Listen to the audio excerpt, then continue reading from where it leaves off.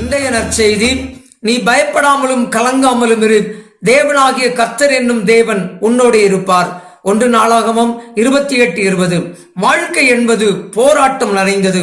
எதிர்பாராத நேரத்தில் எதிர்பாராத சிக்கல்கள், சோதனைகள், அசம்பாவிதங்கள் உங்களை சூழ்ந்து கொள்ளலாம்.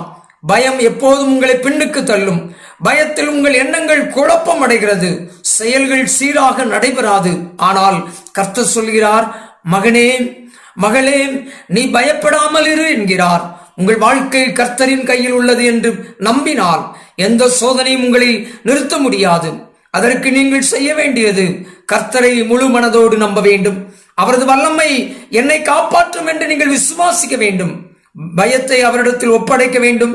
நீங்கள் இப்படி செய்யும் போது உங்கள் மனதில் அமைதி, செயல்களில் உறுதி, சமாதானம் உண்டாகும். ஆண்டவர் உங்களுக்குள்ளாக வாசம் பண்ணி உங்களை ஆசீர்வதி